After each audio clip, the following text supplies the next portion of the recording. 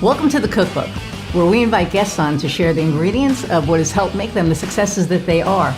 All of it, the good, the not so good. You're not going to find anything half-baked here. And our kitchen gets messy sometimes. That's when the fun starts. So come on and join us.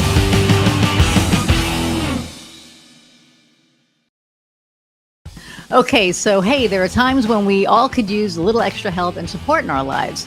Whether there's something you're struggling with or just seeking connection with other people who understand what it's like to be in your situation, Inovia Behavioral Health can help. Inovia is a subscription-based organization that provides unlimited access to a wide variety of educational, experiential, and therapeutic support groups that are led by live expert facilitators. Now, you can get 20% off your membership with the discount code Cookbook20 when you subscribe. Check it out today at inoviabh.com. Inovia, feel better. Hey everybody, and welcome to another episode of the Cookbook. I am your host, Iris Goldsbetter, and I am excited about our guest today. I'm excited about all of our guests, but I am excited about our guest today. Leslie and I have spoken a couple of times, and she is big on nutrition. She's a dietitian. She has some really, really good information to share with us. I'm going to read her bio and bring her on. So she was born in 1985 in St. Louis, Missouri. She has two sisters, one of which passed away in 2016, which I'm very sorry for. She attended college in St. Louis, Missouri at Fontbonne University. Did I say that right? Graduated in 2008 and at St. Louis University, finishing in 2009. She obtained her registered dietitian credential and moved to Jacksonville, Florida in 2009 to join the Navy. Did I know that? I think I knew that. She worked as I didn't know this. She worked as a naval officer dietitian from 2009 to 2019. She was active duty for 3 years and reserves for 7 years. During this time, she also finished her master's degree from the University of North Florida. During this time, she also worked at the Naval Hospital as a civilian RD, received her personal training certificate and group fitness certifications. You'll have to explain what the RD piece is. In 2016, she met her husband. She got married in 2017 in a hurricane. Okay, that's another thing we'll have to talk about. And she now has they now have two beautiful kids, one born in 2018 and one born in 2020.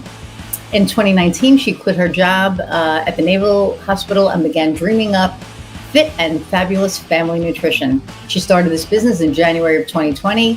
It's taken a lot of work, but she is now efficiently running a company, a family, and a military wife life. Okay, without further ado, let's meet Leslie. Wow. Thank you. You're welcome. We've spoken before, and I don't think I knew all that stuff. I don't think we talked about all that stuff. Yeah, it's history, right? You don't bring up history, you bring up now. So well, yeah, but that's part of who what makes you who you are. So so I'm sorry about your sister. I didn't know that. Thank you. So okay, I just want to look back at the thing that made me go wow. So efficiently running a company, a family, and a military wife life. So I used to watch Army Wives. Was that accurate, or was that, Hollywood-esque? I'd have to say I have not actually seen the show, but I think it depends on who you are associating with. You can find anything you want to find in a military wife life perspective.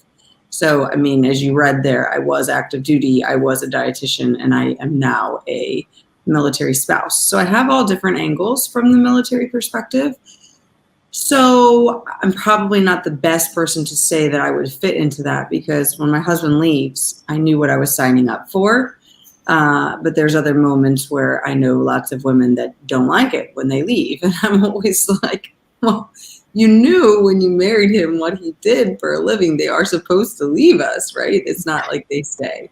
So yes and no. I believe you can find all of those things in the military, whether it's Army wife, Navy wife, Marine Corps wife, you name it. I'm sure there are plenty of walks of life for sure.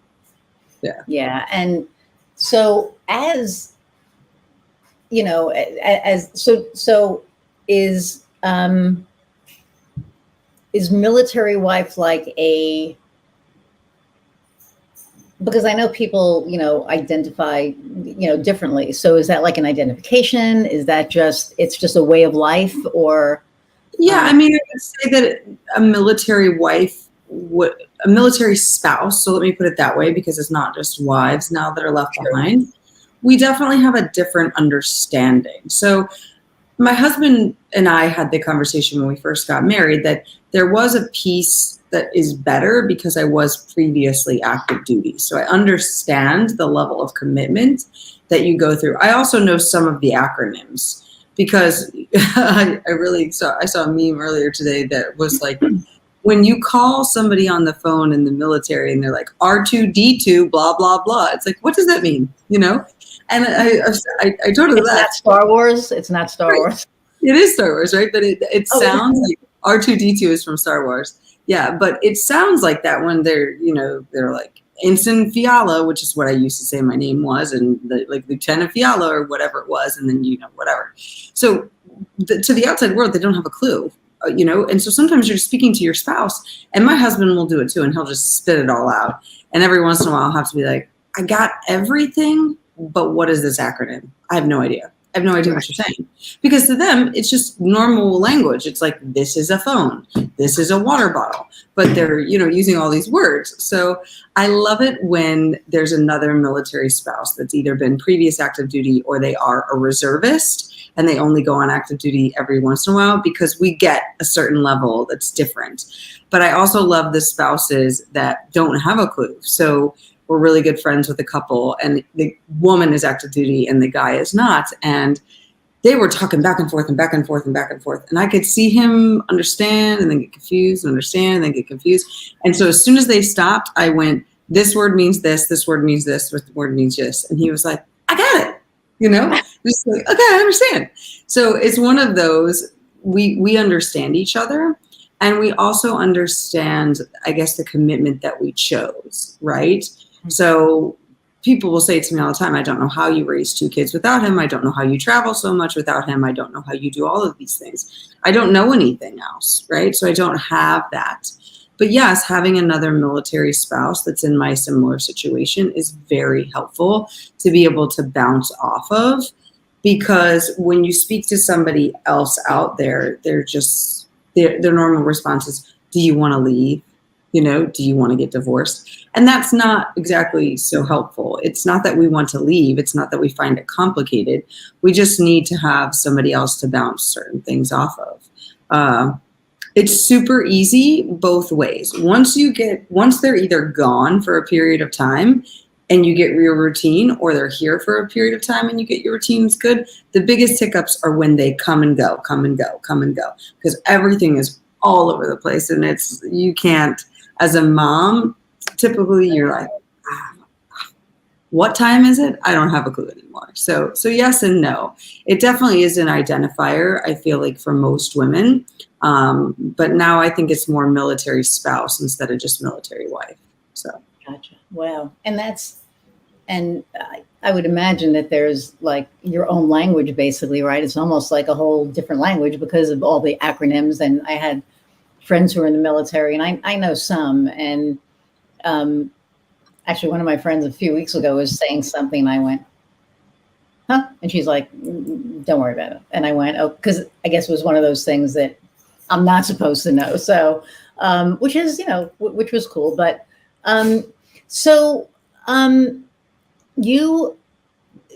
you're now, you have your own jam now. So you are doing this, you're a dietitian, but you're also really into fitness. You have this thing going on YouTube where I watch you and I'm like, okay, I got my workout done today. I'm like, I'm going to turn Leslie's video on and just kind of watch her and go, okay, I did it. Because some of the stuff you do right now, I can't because of my back, but you're really active and you're really out there. You're really putting yourself out there, which I think is really, really awesome. So let's talk about that for a little bit. Yeah. So you are correct. I'm a dietitian.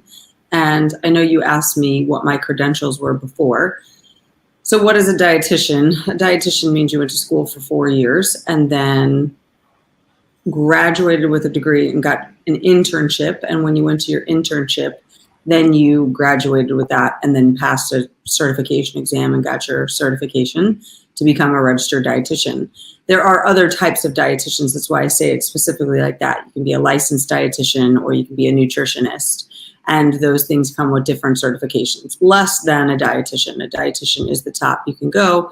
Obviously, you could get your PhD, which I do not have. I just have my master's in nutrition, but those are possibilities. So that's ideally what I started as. I did finish in 2009 and became a dietitian, and I joined the Navy right away. It was one of those things that I decided to do to get my experience. Everybody wants you to have experience, but nobody wants to give it to you. So I joined the Navy because they didn't care if I had experience. Nice. I can't tell you it was easier that way, though, because I learned being a dietitian and acronyms and military life all at the same time. But that's okay. I still live to tell the tale.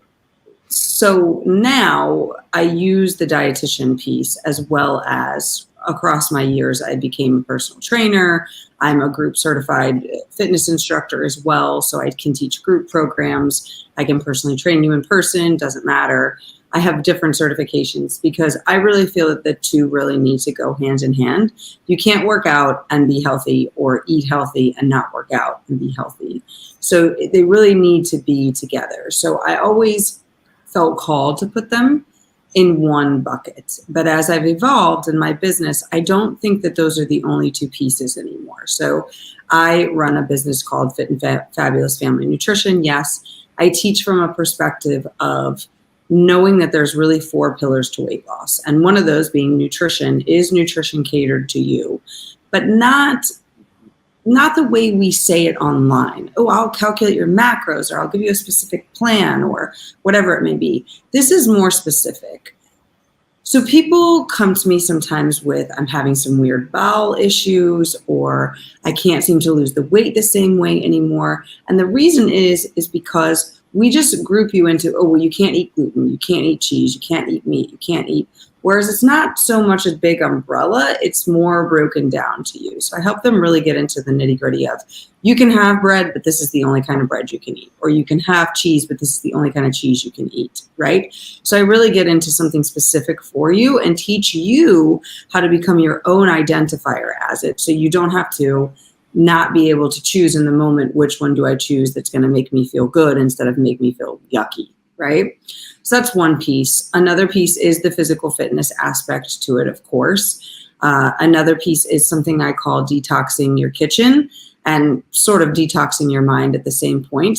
We're living in a bunch of old energy that's in our kitchens, it's in our pots, it's in our pans, it's in our food, it's in the way we think, it's in the way we have patterns. You know, you were raised in a house where your mom said at 50, we all gain weight because we hit menopause. And so you'll get this really cool menopause apron or whatever. And guess what happens? You turn 50 and you get the menopause apron because you live into that, right?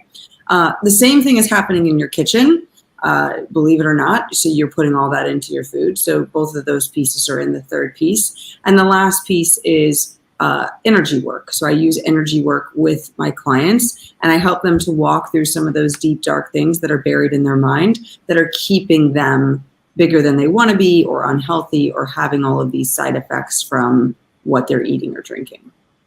Wow. So you said that you can't work out and not eat healthy and can't eat healthy and not work out and be healthy.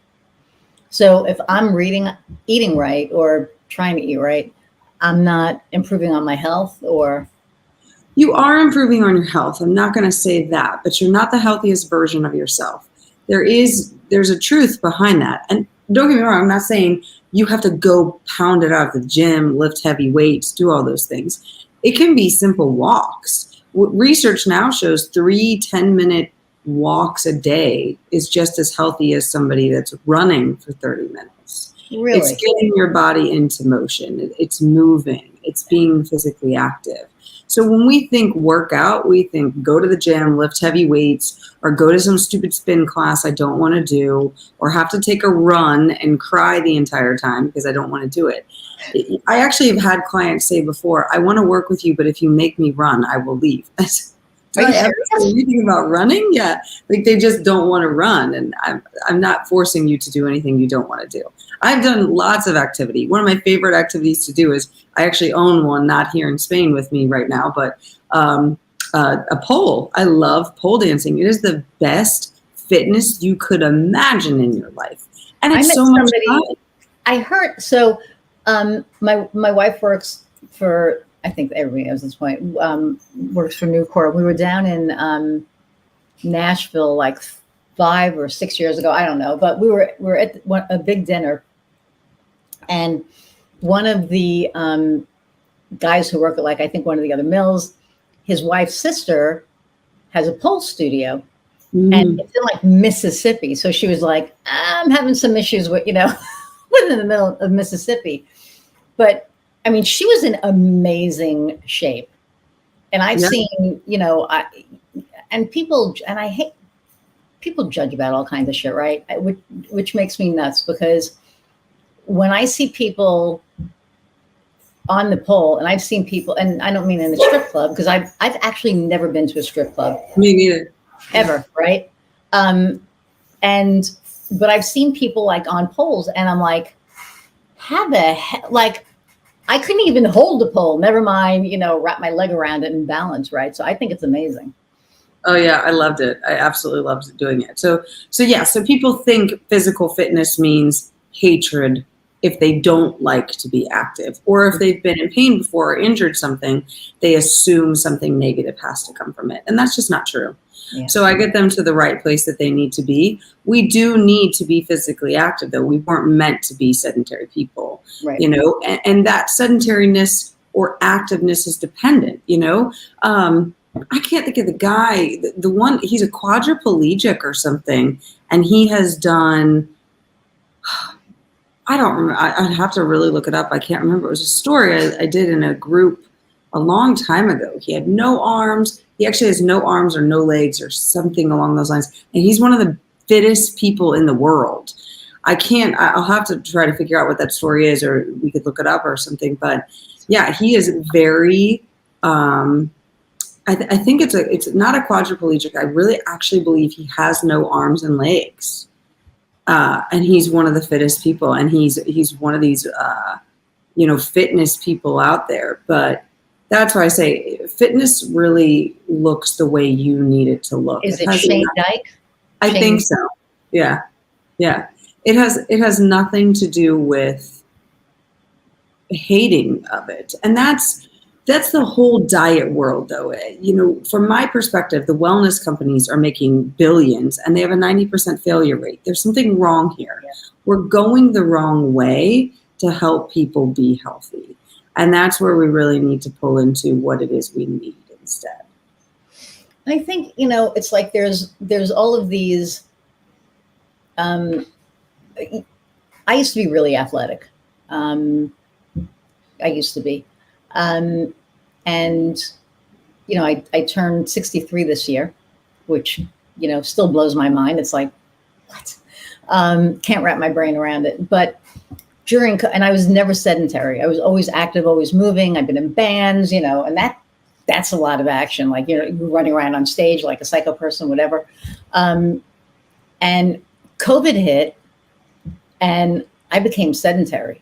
It was like I knew that I had to be moving, but I couldn't, because the first year of COVID kicked my ass. It just brought me so down because, I got into mindfulness. I did a lot of inner work, but as far as moving around, I really didn't. And then we bought this house and it has a second story.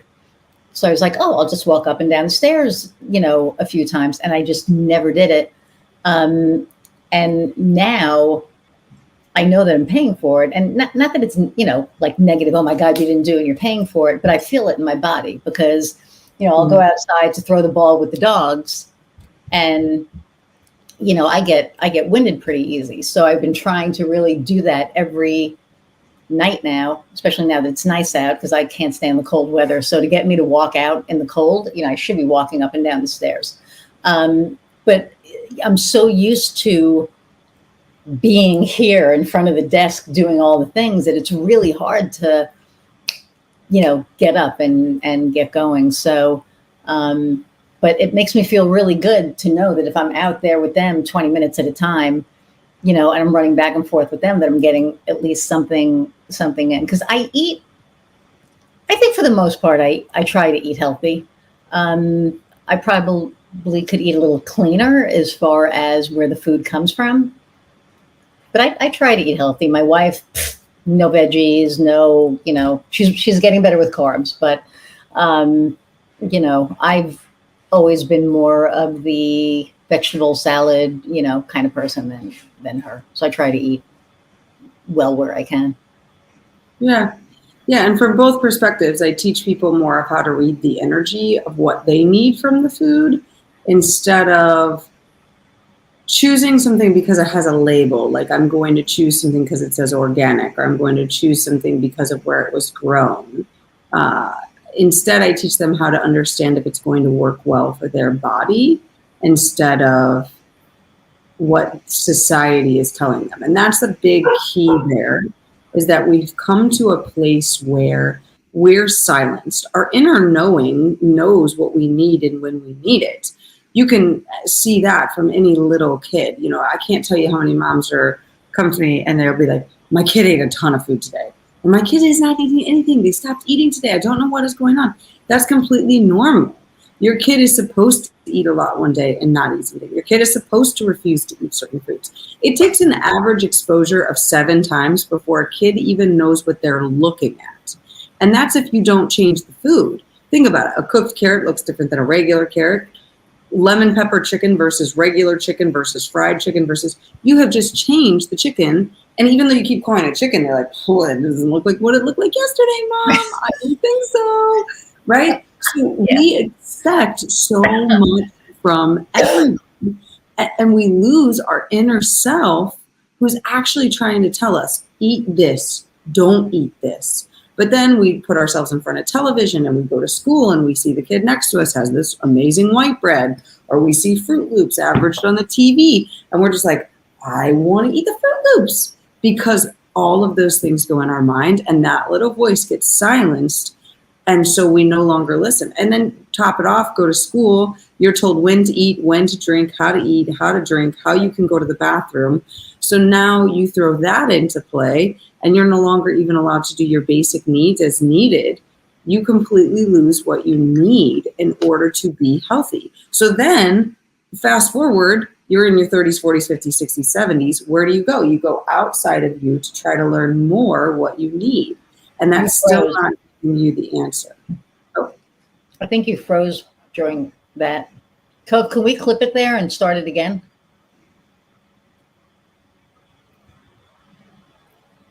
Kofi? I mean, I thought you were just going to keep going because there's no reason to stop it, and you should just keep going. Oh, we're just like when it completely black. I know, but yeah, just keep going. You guys will be fine.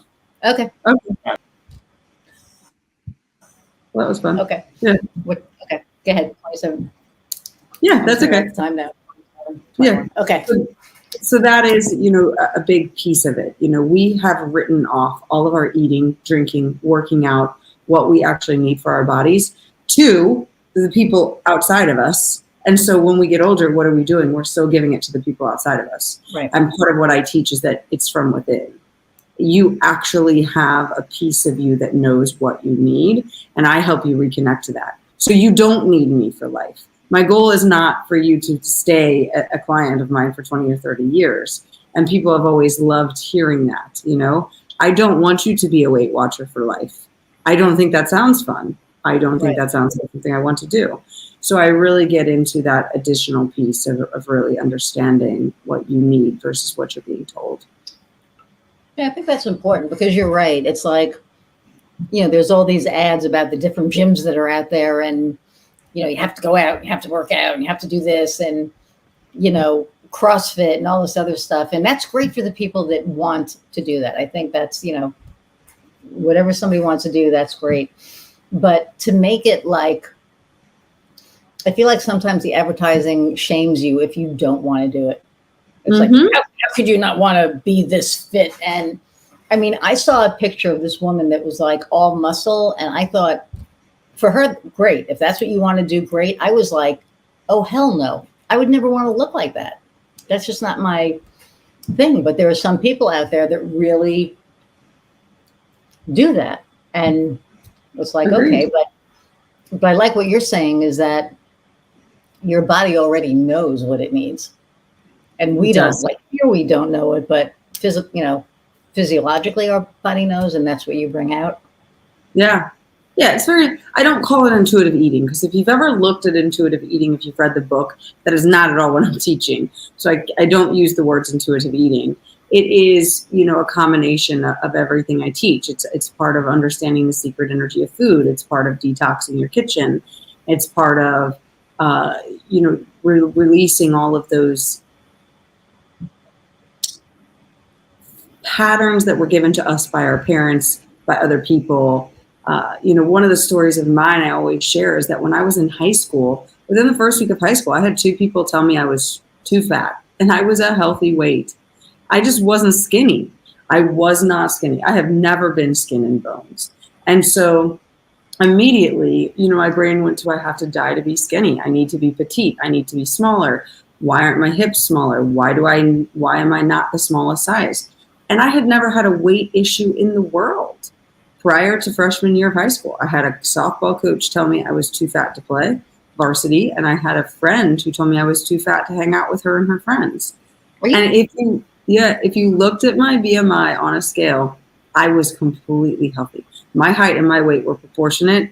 I wore a single digit size, which is actually the most common size. I think it was like a 6 or an 8 then. And that's the most common size in the world. And so I was not a 0 or a 1, agreed, or a 2. But those 2 things really sent me spiraling. In high school, I was not the person. In high school, you get the free for all where you get to choose your own food, and you get the fried foods, and you got a bookstore, you can go get candy and all these things. Me, I never went. I never ate. I cried the day I forgot my lunch, and I was so hungry that I had to buy lunch. Wow. I never bought lunch. I never got candy from the bookstore. You would never see me eat anything that I didn't bring with me, because from that moment onward, I was just dying to be skinny my entire high school life. And that's where we really lose ourselves, and we don't see that. And there are people I talk to now that, I always kept up on a pedestal, and I'm hearing stories of them about just chronically dieting and going back and forth, and how they've, died to be skinny. So when they get to that place they don't like, they just chronically throw themselves on a diet and go back. And now in their 30s and 40s and 50s, it's not working anymore, because it shouldn't. You've ruined your metabolism. You've ruined your body. You've ruined the entire internal pattern. And your body's finally decided, peace out. I'll see you later. And so that's what I help people to reclaim as well, is really, if you can get back to where your body can trust you again, you will be as healthy and happy as you want to be. Wow. I mean, that's intense. It is. Food has so many connections. We just joke that it's just food, but it's not. It's not just food. And you can evidence that by when, your 3-year-old's ice cream falls on the floor and they throw a big, huge temper tantrum and they're crying at the top of their lungs, right? And meanwhile, as a mom, you're like, there's more ice cream in here. Let's get more ice cream. Put it in the bowl, right? But it didn't matter at that moment. It was like full out tears, like you told them that their, favorite TV show canceled or something. I don't know, but it's one of those moments. And we have so much of that, that if you were ever told, I have clients in the past that I've had to say, were you ever told as a kid, if you eat that way, you'll turn out to look like so-and-so who happened to be morbidly obese? If you've heard that enough times, guess what? You now just believe you're morbidly obese because you're eating it. So everything you do as you age will draw you to morbid obesity. That is insane. I mean, that's just, not that it's insane that's the result, but that kids are so mean. Not all kids, but the fact that you had people actually tell you that you were too fat to hang out with them. Yeah. wow. And now you'd be like, fuck you, pardon me. But I mean, seriously, it's like, are you kidding me? Yeah. I don't even, I do remember the one thing that one of the things that we talked about, but one of the things we talked about was, you know, that pot that was grandma's that you think is, oh, it's grandma's pot. It's like, get rid of that shit. So Yeah. talk about that, because it was the energy around Yeah. that. I was fascinated by that. Yeah. So there's a piece, I always bring this up that, it's not just the words that you heard, but it's the items that are in your kitchen. It's the things that you're using, right? So let's say, when you got married, grandma gave you something of hers that you loved as a kid. And maybe let's say it's your teapot. Let's go with the teapot. Okay. You always loved the teapot. And so now you have this teapot and it's just sitting in your kitchen, right? Maybe you use it occasionally, maybe you don't, but that teapot has so much behind it. You don't know how grandma and grandpa were behind the closed doors. You don't know what energy's been thrown into the pot. You don't know what pieces are inside of that. And that's just sitting in your kitchen. Now let's add to that, the pots and pans and things that other people bought you, right? So I'm picking up the awesome waffle maker you want because you're getting married from, Bed Bath & Beyond. I think that still exists, although I think they're going out of business, right? And they hand you the waffle maker, and you open it up and you start making it with your husband, and you don't feel as good after you make the waffles. That could be because meanwhile, me and my husband over here who bought it for you, we're having a knockdown drag out fight as we decided to pick it up from the shelf, and we're holding it and we're fighting with each other. And maybe we're even fighting with each other on the way to give you the present at your wedding, right? So all of this comes into play. And so you have to think about that. Now add to it, now you and your husband or you and your wife or you and your whoever are in the kitchen also fighting. That goes into the pot, right? So it's very much that the energy of what's in there is behind it. And I always throw my husband under the bus, but for a little while when we first moved here and we've had 4 or 5 routines, and we've only been in Spain for 6 months basically. And it's just hard because we had to move out of a hotel and then into our house, and then his job shifted, and then my job shifted, and the kids went to school and now they're out of school. And so there's so many different reasons why things have shifted. And so he would get frustrated at times, and he would just like loudly do the dishes or do something like that. I will do the dishes. Let me do the dishes. I'm not doing anything wrong. I know it. See, all of that is just going right back in our pots and pans. And what's going to happen then when you cook the food tomorrow is we're going to take it back, and we don't need that back. So let me do it and put love into the food, into the dishes, into the cleaning of the kitchen, and things will change. Ask anyone in Italy. They put so much love in their food that I can guarantee you could probably eat something that's god awful for you and think it is amazing. Because of that, I think Julia Child even talked about that in some of what she did, put love into what you're making. Mm-hmm. And so it's very important to be looking at your pots, your pans, where you've got things. Do you even use it? Where is it at in the kitchen? What are you putting into it? What's happening when you're using it? What is the scenario, right? All of those things come into play, and then even tie back to how you feel nutrition and physical fitness wise. So that's so interesting. And when I cook, because I love cooking and I love feeding my wife, I love feeding myself, but I just really love making something that I know that, she loves. And, I'll be chopping the mushrooms or, doing whatever. And I'm whistling and I'm singing, and I have to keep them out because they will eat anything. So I have like this little gate up. I'm looking at them, and I'll go in and I'll throw them a treat over the little, gate, and I'm doing my thing and I'm whistling or singing or whatever. And, she'll call me and they're like, hey, hey babe. And she'll be like, I'm on my way home. And I'll be like, okay. And she'll be like, yeah, I just had a really shitty day. I said, I am so sorry. And like, I do this. I'm like, I love you a lot. Let's talk about it when you get home. I'm cooking, and we'll talk about it when you get home. And she's like, but I really need to talk to you. And I'm like, I can't have this energy now. And so I think I did it for the first time.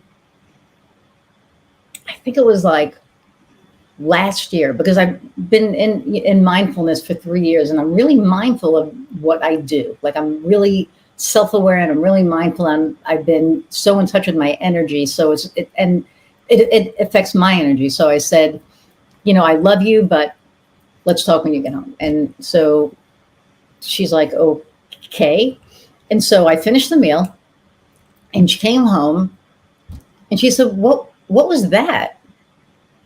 And I said, well, my energy level was here, and I'm cooking, I'm doing our thing, I'm in a really, really good mood. And, you come along and you're about to bring everything down.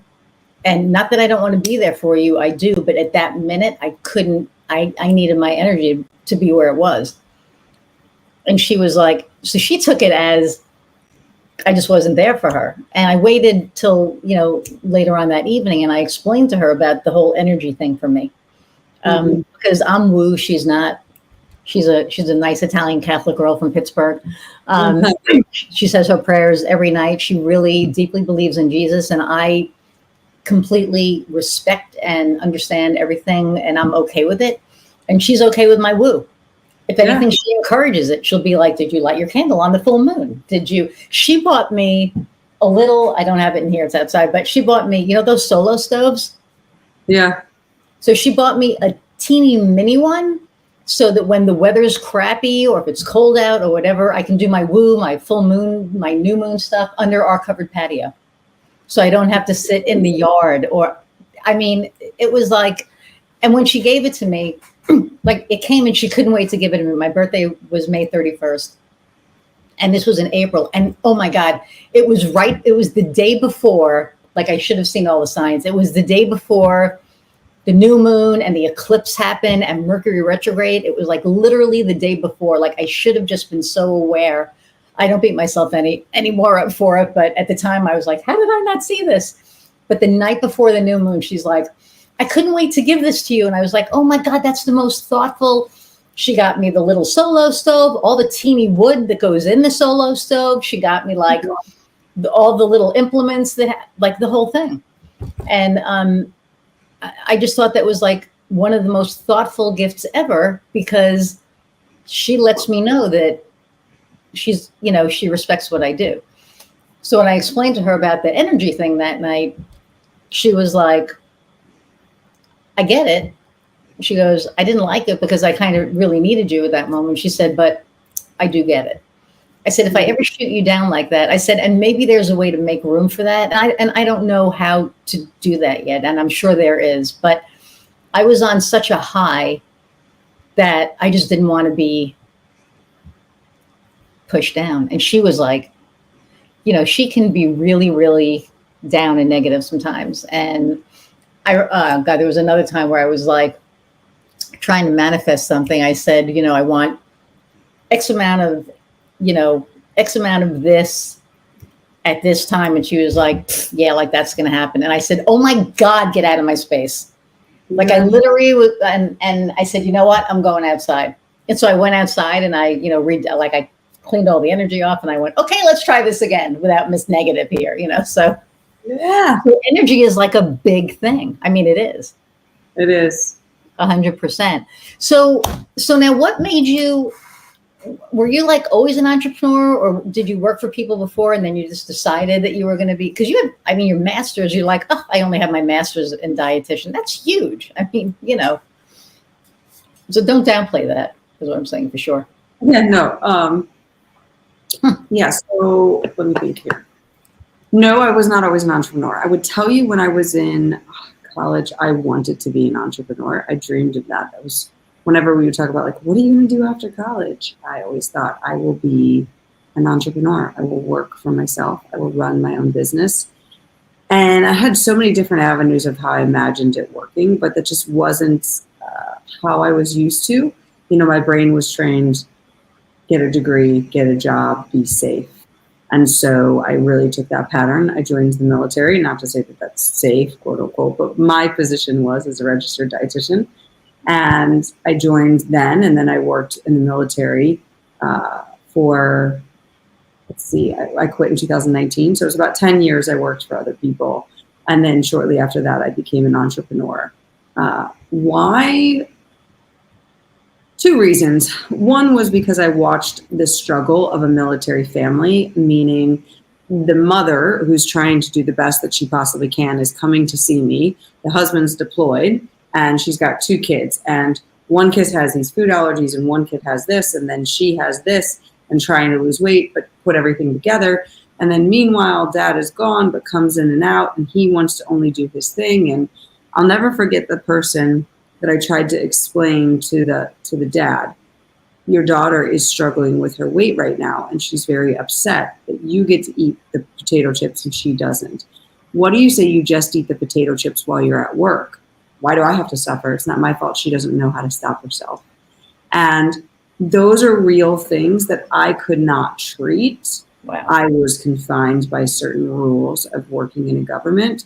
So I passed it on to who could potentially help from then, but I couldn't help the mother that needed help from all those angles, because by law, I could really only help her. And her asking for the kid that had food allergies and the kid that has this, I can't throw it all together and make it work.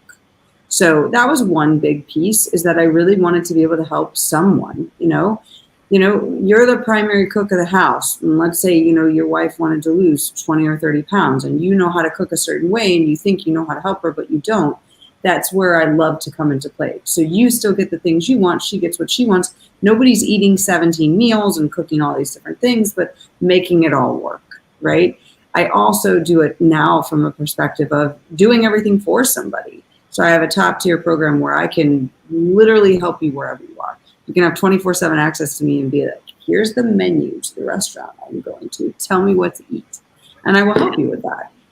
I want people to have the health that they want, and I want them to understand how to do it. And I'd say the other piece really was, once I married my husband, I don't like resumes. I am great at job interviews. Don't get me wrong. I'm really good at them, but I don't like to do them. And I didn't want to have to keep moving around looking for jobs and doing those things. So in 2019, after we had our daughter, and he moved, I basically had our daughter, and he was around for about 6 weeks, and then he was gone and didn't live with us again full time until maybe 2 weeks before she turned 1. Wow. Yeah. And so it was a lot. It was a lot. There was a time period that I can remember that I was waking up at 2:30 in the morning to do the things that I needed to do, to wake her up, to have a little time with her before I took her to daycare. I would go to work. We would get home from daycare. We would sit down. We would eat dinner. I would play with her a little bit, and then put her to bed and do all the other things I needed to do. Clean the bottles and put everything together, and do every little step that I needed to do to get us to where we needed to go. And I was probably going to bed around 9 to 10. So getting an average of about 4 hours of sleep. And wow, that was fine. And I did that completely fine.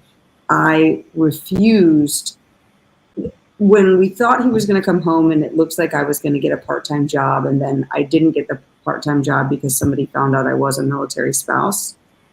They didn't want to retrain me, and I understood. At that moment, I just said to him, I can't do this anymore. I need a different job. I want to be more present for our kids. I actually had a daycare lady say to me one day, oh, look, Lily, your mom was the first one to drop you off, and you're the last one picked up in the whole place. And my heart broke. I felt like such an awful mom. And those things, were parts of the reasons why I became an entrepreneur. And now it's the best of both worlds, because I can do the things that I need to do for my kids, as well as help the people that I want to help and that want to be helped. I do talk to plenty of people who want to lose the weight, but I'm just here to help you when you actually want to, be the healthiest version of yourself. So that's really why. Wow, that's awesome. Because you think about it, and I've had, I don't know, we're at like 48 episodes now or something, and everybody has like a different, why. A lot of moms, the kids were the impetus, right, or the catalyst, and And I think that, there's like this, either you have the entrepreneurial spirit or you don't. There's, right? So the fact that you do was really good because you were able to do all the things and obviously do them well. So, yeah. I look back and I think to myself sometimes, I should have just started in college. I know now, like, I don't regret anything in my life. Obviously, everything worked out perfectly as it should be. But that was 100%. There were days at the Naval Hospital I was sitting there and I'm like, it is 1 p.m. I have to stay here till 6:30, and all I'm doing is holding down a chair for the rest of the day. Gravity's got it. I'll see you later. That's what I really wanted to say. Gravity's got the chair. I'll see you tomorrow. There's so many other things I could be doing with my life right now than holding down the chair. So sometimes I'm sure other entrepreneurs will have this when you think to yourself, why do I have to do this task? I always think back to just holding down that chair. And I think I would rather do this task any day than hold down that chair. There you go. That's a great, that should be on a card somewhere. Because it's true, right? I mean, like I used to look at it that, the people that I worked for, I was making them money and I wasn't getting paid what I was worth sometimes. So it was like, why am I making them money when I could be doing this for myself? And, it's almost like, why rent an apartment when you can own a house, right? It's like that kind of a thing. So what advice do you have for people who are, thinking about becoming an entrepreneur? Like, they're out there and they're, kind of toying with the idea. And what advice do you have for them? That's a great question. And before, I think I would give something more to the extent of, just go do it. And I think my answer now is, I'm 37 and it has taken me until I was 35 to actually start listening to my inner voice. And while this doesn't correlate, it relates to me and how I want to express this. My family is in town right now. They're visiting. I'm in Spain, as I've stated before. They're visiting from St. Louis, and they rented a car, and they were returning the car today. And the only person that can drive our vehicle right now is me or my husband. He's gone at the current moment. We drove home from Portugal today, which was a 3.5-hour drive. So I drove one car, and he drove another car, and we had to drive then back to the airport. 30 minutes there, 30 minutes back.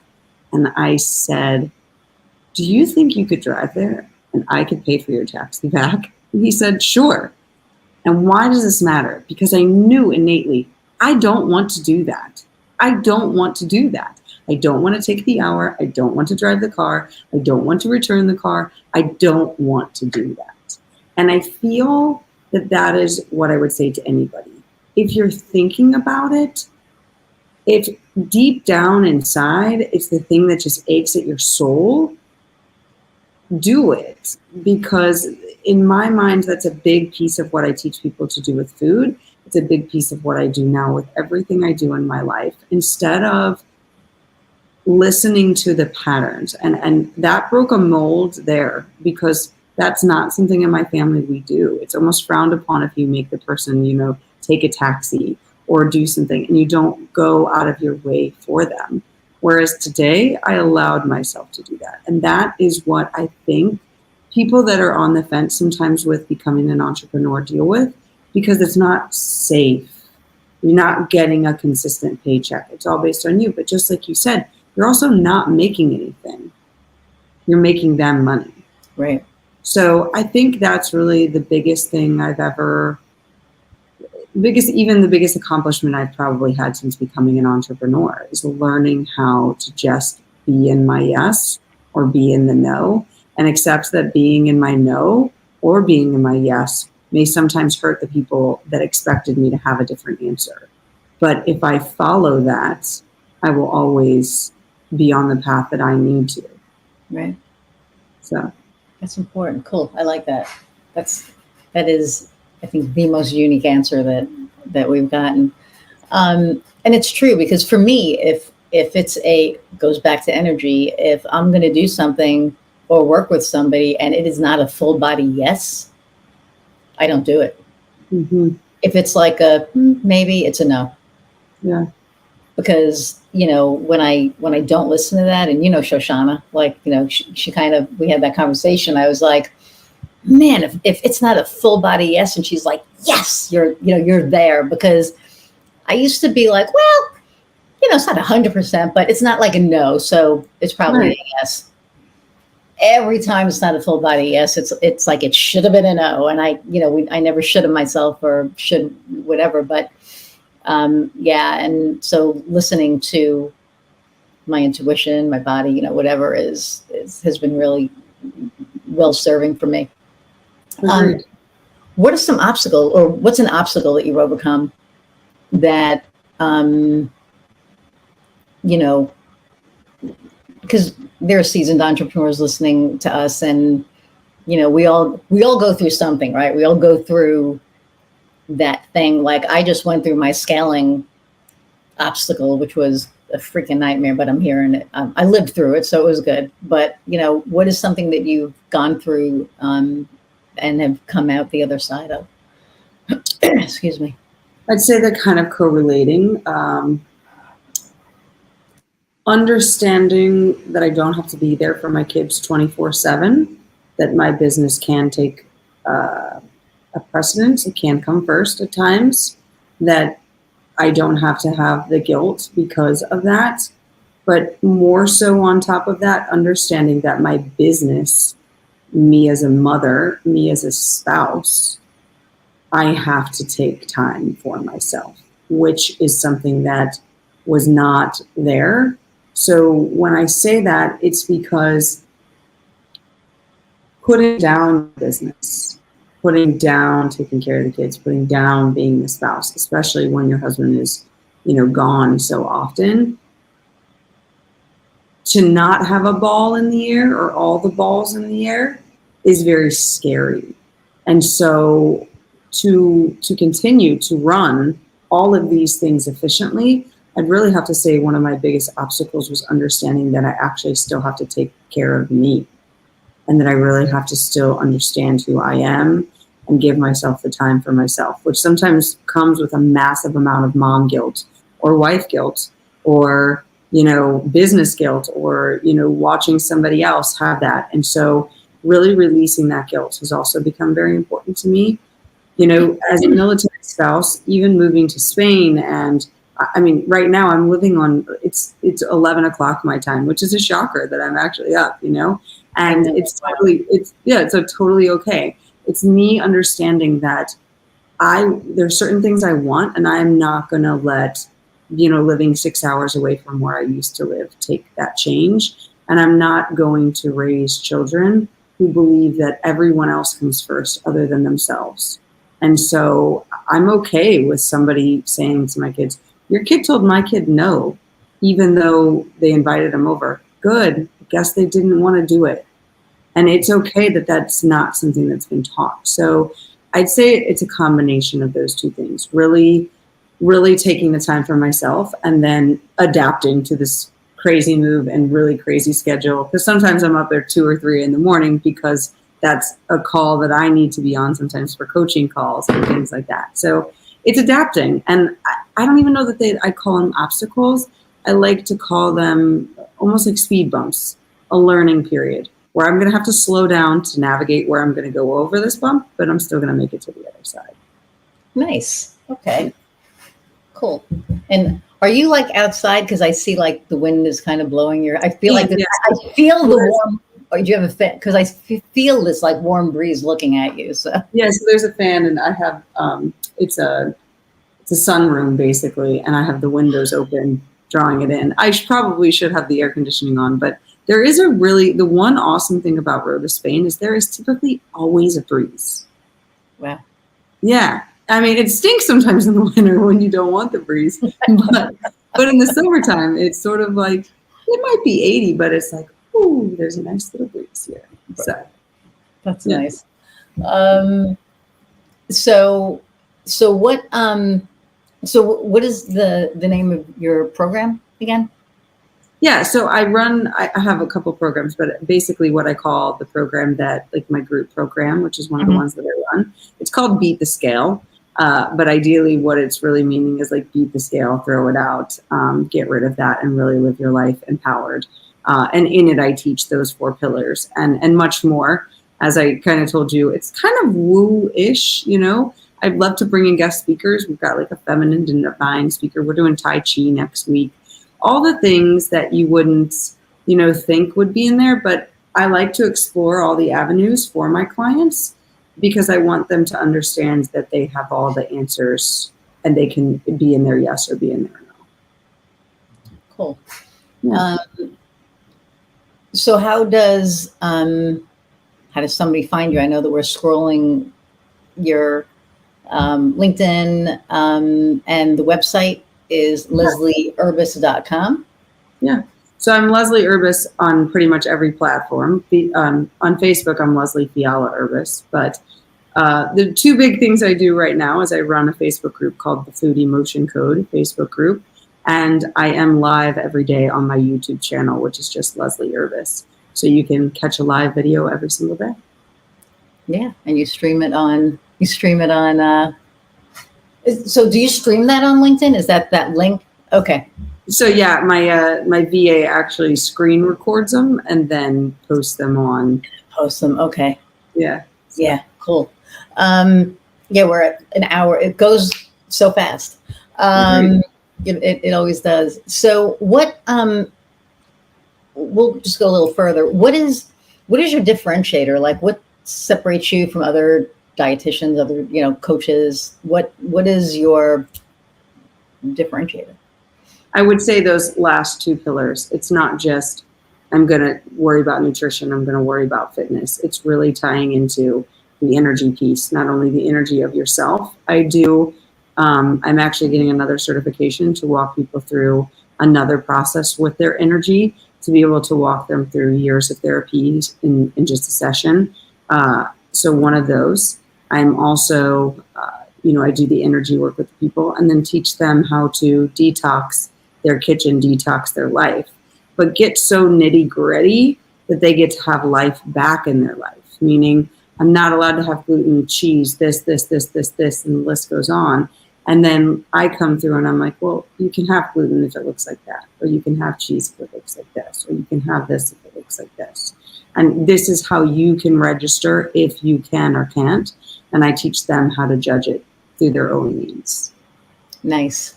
Yeah. So is it like a feeling? Is it like, was that Marie, you pick something up and if it doesn't serve you, you throw it out? Like, is it something that you hold up and it?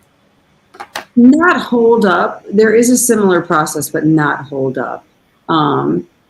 It's a great question to ask. So there's multiple ways that you can do it. One of the ways that I was taught was through, just reading energy. The more you clean up your energy and the more you feel with your energy, the clearer it is, yes or no. You don't have to do some of the other things. But to start, I give you tools so you can see where you're in alignment and where you shouldn't be, and learn that. And then eventually it can be something just as yes, no, right? You just automatically, I'm really sorry, I'm not going to eat that today. Thank you though for offering me that. I just don't feel like it, right?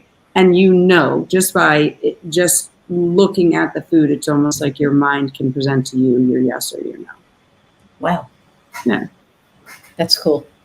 Okay, so for everybody watching, LeslieUrbas.com, go to the YouTube channel. Thank you so much for taking time out of your evening, not even your day, out of your night. It's 11 o'clock at night. I'd be like, today, I'll probably be in bed by 9. It's just been that kind of a day. So thank you, and it's always a pleasure, talking to you. And then the last question that I ask all of my guests is, what lights your fire? That's a great question. Well, I would say 2 things. One, watching somebody after multiple years later of working with me, still exactly at the weight that they left me at, and their healthiest version of themselves, living their best life. But from a personal standpoint, outside of just helping others, I would say traveling. I absolutely love to travel. I could travel my life away. I'm so thankful I live here now because we've traveled to so many different countries. Like I said, I just got back from Portugal today, and I just never really realized how much I absolutely love to travel and see a new place. That's awesome. Yeah. Cool. Well, thank you so much. Hang on, I'm going to say goodbye to everyone, and I'll be right back. So, everybody, thank you again for hanging out for an hour plus. I don't know which one hasn't gone over an hour, but thank you so much for hanging out with my guests and myself. I want to thank our sponsor, Innovia Behavioral Health. Feel better. And for the comments, I've gotten a couple of emails, which was a little unexpected. That was kind of cool. Thank you for your comments and for your encouragement to keep this going. I'm not going to stop. I love this. I love the platform. I love all the different people that I get to meet and that I get to bring to you all. So, so thank you for all of it. I appreciate and I'm grateful for each and every one of you. And until next time, go out and find what lights your fire. See ya.